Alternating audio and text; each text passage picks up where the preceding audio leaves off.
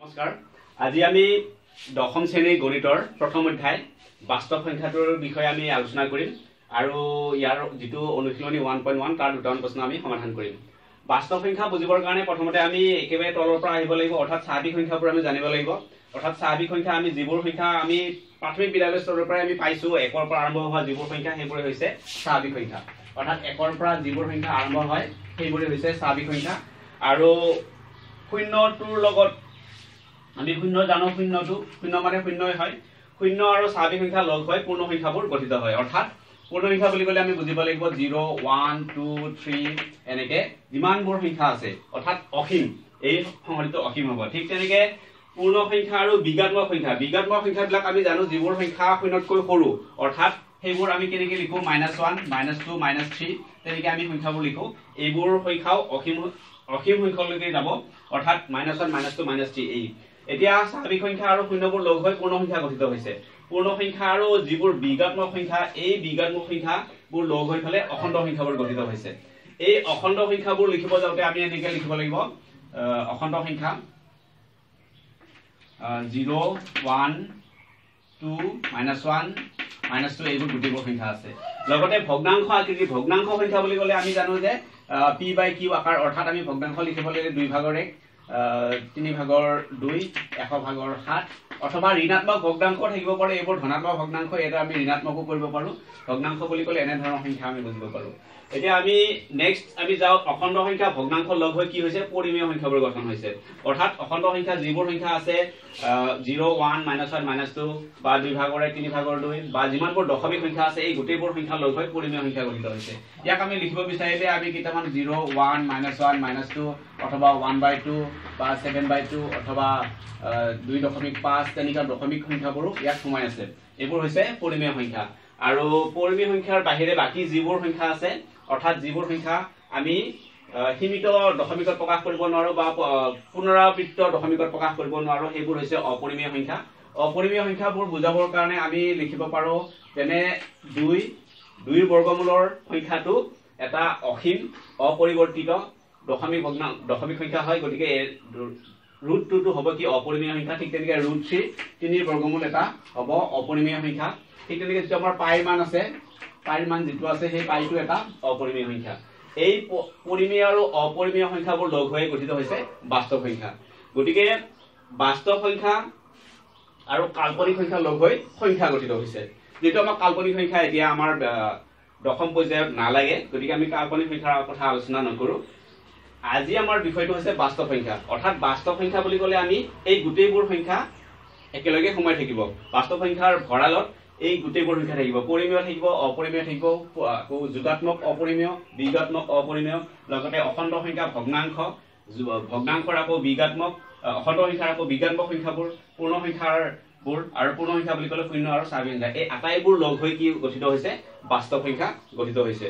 গতিকে পাঠ্যপুথিত আৰু যথেষ্টখিনি বৰ্ণনা আছে সেইখিনি আমি চাই ল'লে বাস্তৱ সংখ্যাৰ বিষয়ে আমি আৰু সুন্দৰভাৱে বুজিব পাৰিম। এতিয়া আমি অনুশীলনী 1 লৈ যাও। অনুশীলনী 1 যেটো দিয়া আছে 1.1 দিয়া আছে সেই অনুশীলনী 1.1ত আমাক কৈছে যে ইউক্লিডৰ কলন বিধি ব্যৱহাৰ কৰি গসাউ নিৰ্ণয় কৰা অৰ্থাৎ গৰিষ্ঠ সাধাৰণ উৎপাদক উলিয়াব লাগে।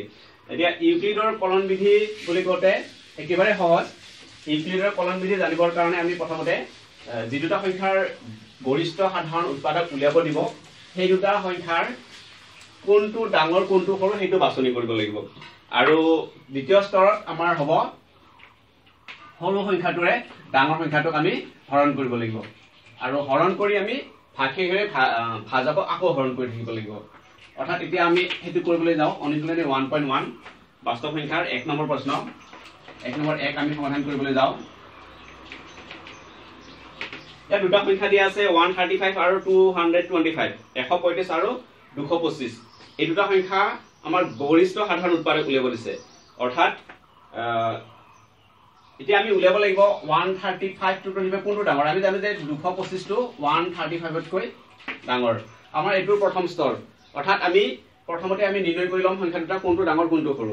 তাৰ পিছত আমি প্ৰথম স্তৰটো আমি স্তৰ বুলি লিখিব পাৰো সোপান বুলি লিখিব পাৰো। পাঠ্যপুথিত সোপান দিয়া আছে মই সোপানে লিখিলো সোপান 1 সোপান একত আমি কি কৰিব লাগিব এই সৰু সংখ্যাটোৰে ডাঙৰ সংখ্যাটো হৰণ কৰিব লাগিব অৰ্থাৎ 135 এৰে আমি 225ক হৰণ কৰিব লাগিব আমি জানো 135 দুগুণ 270 হ'ব গতিকে ইয়া দুবাৰ হৰণ কৰিব নোৱাৰো আমি এবাৰ বিভাজ্য কৰিব পাৰিম 135 গুণ 135 তাৰপিছত আমি বিয়োগ কৰো 5 আৰু 5 গলে 0 12 পৰা 3 গলে 9 অৰ্থাৎ 9টো হল ভাগশেষ এতিয়া আমি লিখিব পাৰো 225 অৰ্থাৎ সোপান একত আমি লিখিব পাৰো 225 টো আমি কি পালো 135 এৰে আমি অৰ্থাৎ ভাজক পূৰণ ভাগফল যোগ ভাগশেষ এটা আমি লিখিব লাগিব এটা আমি পূৰ্বৰ পৰা পাই আইছো ভাজক পূৰণ ভাগফল যোগ ভাগশেষ এখিনি যোগ কৰিলে আমি 225 পাম এটো আমাৰ সোপান একত গুছি গল এতিয়া আমাৰ ভাগশেষ থাকিলে 90 এই 90 ৰে এতিয়া আমি আকৌ ভাজকক হৰণ কৰিব লাগিব যেতিয়ালৈকে আমাৰ ভাগশেষটো শূন্য নহয় তেতিয়ালৈকে আমাৰ এই হৰণ প্ৰক্ৰিয়াটো চলি থাকিব যেতিয়া আমাৰ ভাগশেষটো শূন্য হ'ব আৰু যিটো ভাজকৰ কাৰণে শূন্য হ'ব সেই ভাজকটো হ'ব আমাৰ গসাও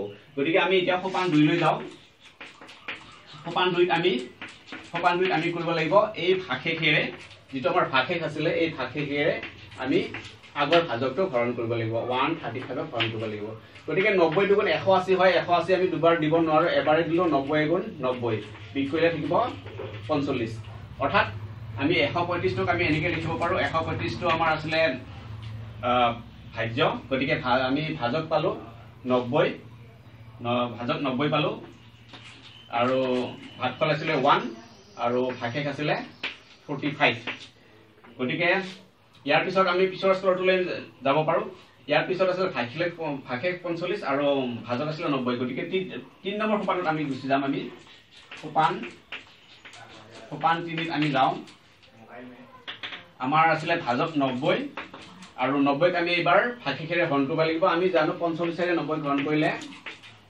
45 দুগুণ 90 গতিকে ভাগশেষ 0 অৰ্থাৎ আমাৰ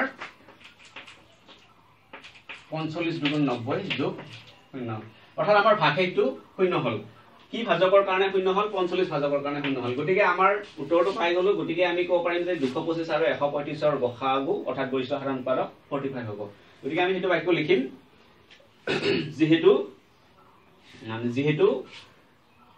45 ভাজকৰ বাবে ভাগশেষ 0 হয় এতেকে 225 আৰু 135 ৰ গৰিষ্ঠ সাধাৰণ উৎপাদক 45 এটো বাক্য ইয়াতে আমি লিখো যেহেতু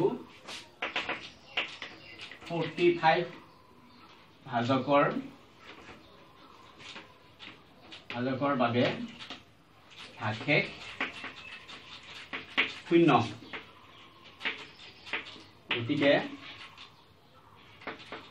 গতিকে 135 আৰু 225 ৰ গৰিষ্ঠ সাধাৰণ উৎপাদক হ'ব 45 গতিকে আমাৰ কেইবাৰ প্ৰশ্ন আছে 8টা প্ৰশ্ন দিয়া আছে 8টা প্ৰশ্নৰ প্ৰতিটো প্ৰশ্নতে আমি একে ধৰণে কৰি যাব লাগিব আৰু দীঘ যিকিটা ডাঙৰ বহুবাৰ হৰণ কৰিব লাগিব সেইবোৰ আমি ছুটি কৰি কৰিব পাৰো সোপান 1 সোপান 2 সোপান 3 এনেকৈ পিঠা নিলিখি আমি একেলগে স্তৰ কিটা লিখি ল'ব পাৰো তেনেকৈ কৰিব পাৰো তেনেকৈ কৰিলে কোনো অসুবিধা নাই কিন্তু আমি প্ৰথমতে স্তৰ কিটা আমি স্পষ্টকৈ বুজিব লাগিব এটো আকৌ এবাৰ ৰিপিট কৰা হল প্ৰথমতে আমাক দিয়া আছিল দুটা সংখ্যা 135 আৰু 225 ৰ গৰিষ্ঠ সাধাৰণ উৎপাদক উলিয়াব দিছিলে ইউক্লিডৰ কলন বিধি প্ৰয়োগ কৰি গতিকে প্ৰথমতে আমি কোনটো ডাঙৰ কোনটো সৰু নিৰ্ণয় কৰিলো আমি দেখিলো যে 225 টো 135 কৈ ডাঙৰ হেহে এক সৰু সংখ্যাটোৱে ডাঙৰ সংখ্যাটো হৰণ কৰিলো ভাগশেষ পালো 90 সেই বস্তুটো এনেকৈ লিখিলো আমি 225 সমান 135 গুণ 135 যোগ 90 ঠিক তেনেকৈ দ্বিতীয় স্তৰত আমি কি কৰিলো সোপান 2 আমি কৰিলো 90 ৰে আগৰ ভাজকটো হৰণ কৰিলো অৰ্থাৎ 90 ৰে এটো ভাজক হৰণ কৰোতে আমি ভাগশেষ পালো 45 এটো কথা আমি লিখিলো 135 90 * 1 + 45 আৰু তৃতীয় স্তৰত যেটো আমাৰ ভাগশেষ 0 হোৱা নাই তৃতীয় স্তৰলৈকে গৈ গলো সোপান 3 লৈকে গলো আমি সোপান 3 আমি 90 45 ৰে হৰণ কৰিলো